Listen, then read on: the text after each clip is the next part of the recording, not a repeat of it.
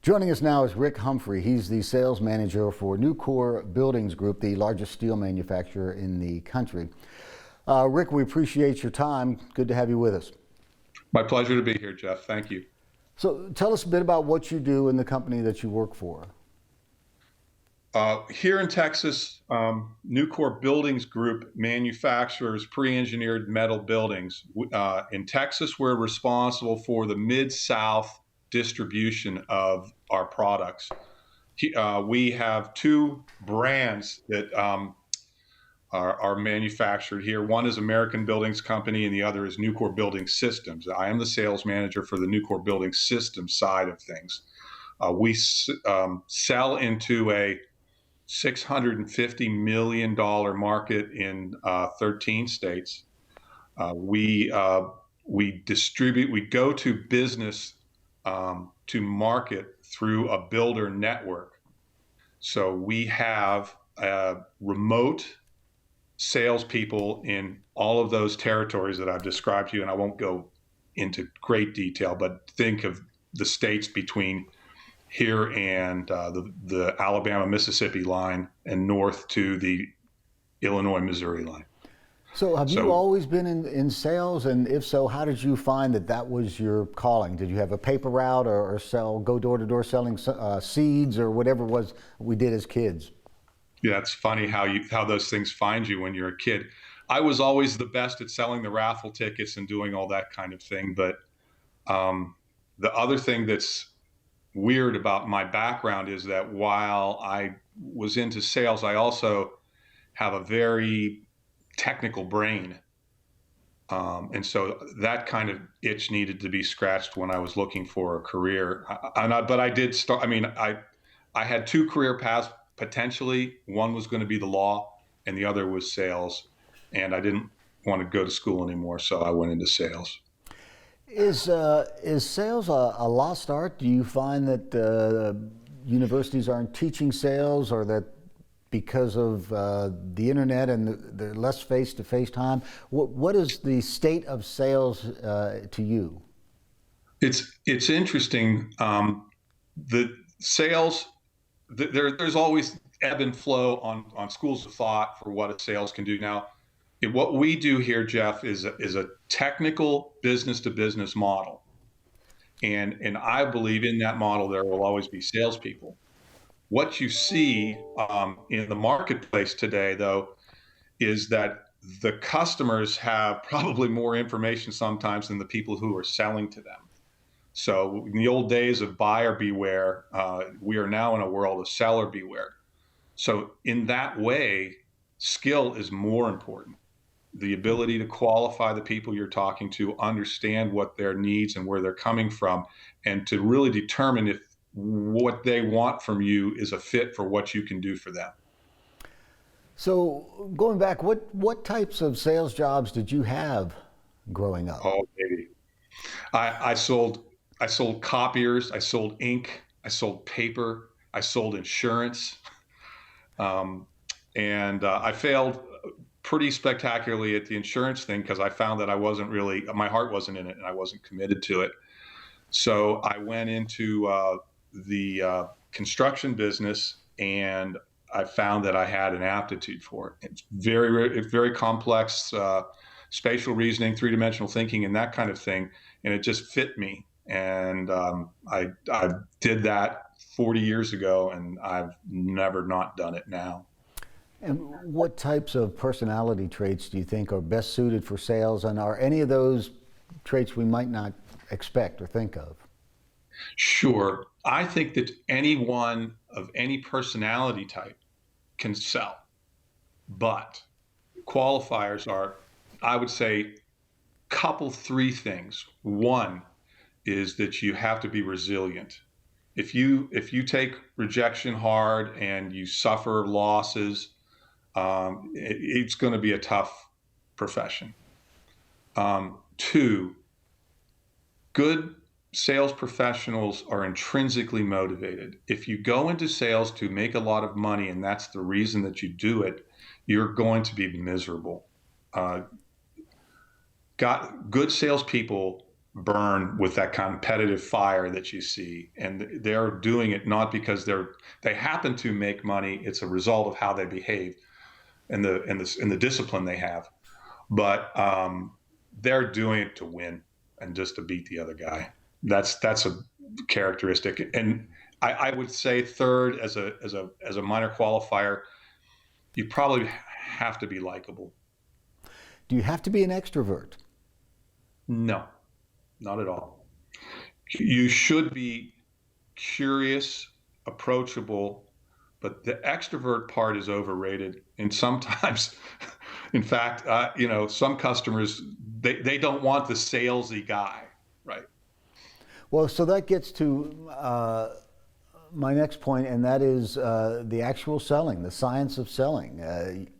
You know, are you selling the benefit? Are you selling the science? Are you selling the idea? Are you selling the person? Is it about the relationship, or maybe it's all those things? But break down selling for us. That's interesting, Jeff, that you say that. Selling is the art of persuasion in simple terms. And just because I sit here in this chair as the sales manager for a Fortune 125 company doesn't mean that that is the part of selling that I engaged in. I'm also a leader in the division that we operate here in Terrell, Texas, and I have to persuade production teammates and drafting teammates and engineering teammates and customer service teammates and finance teammates that we are on the right track as a team. And so there's some persuasion in that. And Mr. Pink's book, he would tell you that 70% of people in jobs in this economy are in the persuasion business. Specifically to the kind of selling that we do, the sale, if you will, exists in the recruiting and partnering with our builder network. So the big sale that our guys will be involved in is persuading the builder that a partnership with Nucor Building Systems or American Building Company is the best way for them to be profitable. And so it's not a short sale. There's trust that has to be developed. There's competence that have to be developed. There's some demonstration of capability. And so it's not we talk about sales and sales cycle. Our sales cycle can be very, very long. So it's not a matter of somebody giving you a sheet with some leads on it.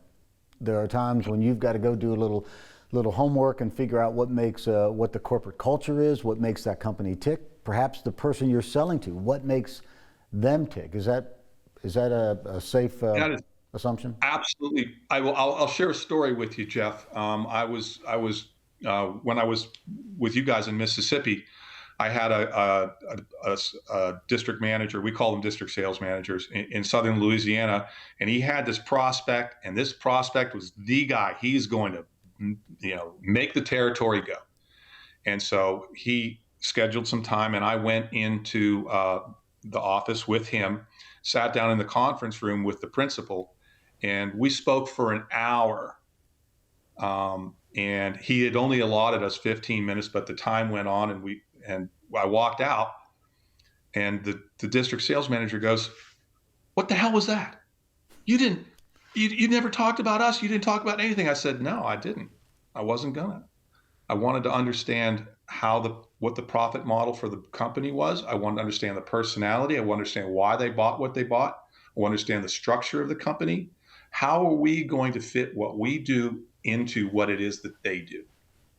And so you're onto it, Jeff, that there's a lot of experience and advanced scouting and intelligence that goes into making a sales call in our business. So is it a stretch to say that this is not that dissimilar to the strategy we take with our friends, our significant others, our spouses? I mean, there's a psychology to all this, right? You better believe it. And it's evolving. It was an interesting, I was part of this Harvard Business Review study on the types of salespeople that there are. And there are 5 types. in the technical business to business world. And what the Harvard Business Review was to try to identify what the what the success rate is, what type was the most successful, and then B, is it a trainable skill? Can you teach people to do this? And what the Harvard Business Review said, yes. First of all, there's the problem solver, the relationship guy, the lone wolf, uh, the I'm blanking on one, and the challenger. And what they found was the highest achieving percentages of successful salespeople were challengers. They were the short version of a challenger is that you teach, you tailor, and you take control of the situation, and they never know what's going on.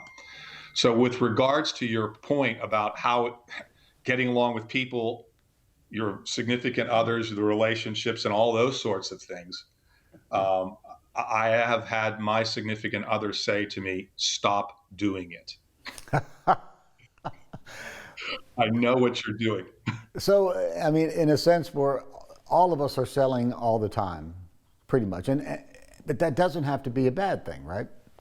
No, I think when you separate the stigma, like there's a connotation of sales as if it's something bad. But I mean, if you're with your friends and you're seeking to understand how they operate, if you really care and you want to connect, and that that's just people, and it happens to be transferable into the area of sales. Stephen Covey's one of his big habits is seek to understand and then be understood. This is going to be a little bit redundant, but I want to sort of bring this together.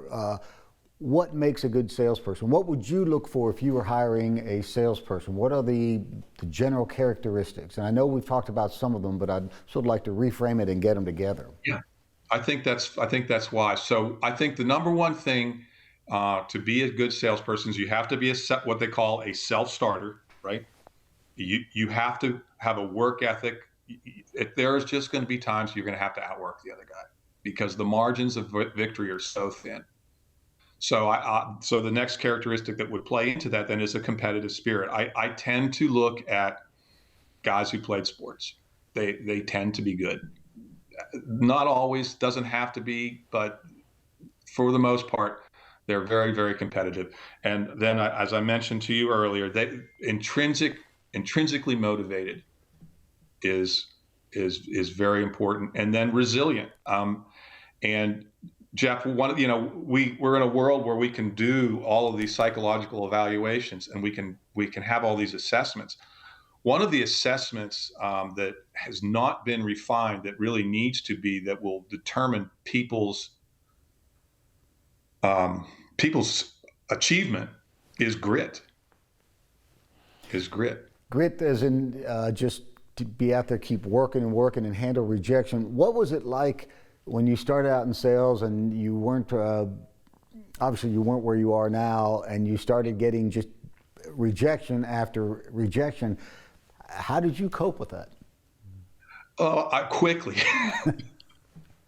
Quickly. If it eats at you and you see, and by the way, it stinks. Losing deals, losing jobs, not getting what you think you're going to get. It's hard. But I mentioned the 5 types, and I evolved. Like I didn't read the Challenger Sale is the book where the Harvard Business Review information is. If anyone whoever happens to hear this video with us is interested, I would not recommend learning how to sell from it. It is a recitation of data. We would. There are other people. David Sandler, for instance, wrote a book about how to be a Challenger seller, and that's much more. But you have to put that stuff behind you quick, man. You cannot carry it around. You've got it, and that's part of what I mean, the resilience, the grit, whatever you want to call it. You've just got to be on to the next one, and let's go. All right, so we likely have some students that are watching this video who may be considering a career in sales. How do you prepare yourself in college? What things might you recommend? And how do you find out where you might fit in what you should sell? How do you sort of go through that internal process?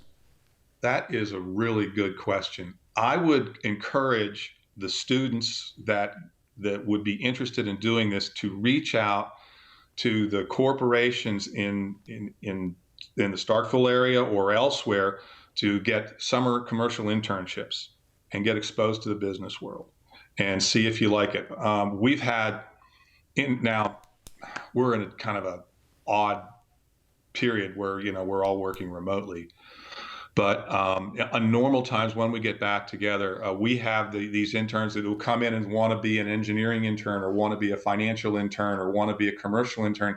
And when they see our business and how things work, they gravitate towards other areas, other disciplines. So I can't emphasize the value enough of commercial and internships when you're in school to kind of decide. I have Jeff. I have two engineers who work for me, and they were technical guys. They they they penciled and papered their way through their academic career, and they got into the business world and they realized they didn't like it, and they're really really effective guys. Finally, you recommended a book that we use for some entrepreneurship classes here, To Sell is Human. Tell us about that book and why you feel that book is important. I don't think that Daniel Pink has necessarily found any kind of new information, but he has coalesced it so clearly to me. There's three or four principles in the book that I really love. And I mentioned one of them, and that is we are moved into a world where it was always buyer beware. And really with the internet and the information that's available to everyone, now it's seller beware. Really know what you're doing. He does a nice narrative about the last Fuller Brush man. I enjoyed that. That's just kind of an interesting, those were the days when we were selling features and benefits to and selling has come a long way. The other thing that's in the book that I loved is the acknowledgement that we're all in sales, at least his estimate 70%. And then the other thing that's really really key in the book that is revolutionary for the 20th and 21st century about business is that one, Peter Drucker, leadership can be taught.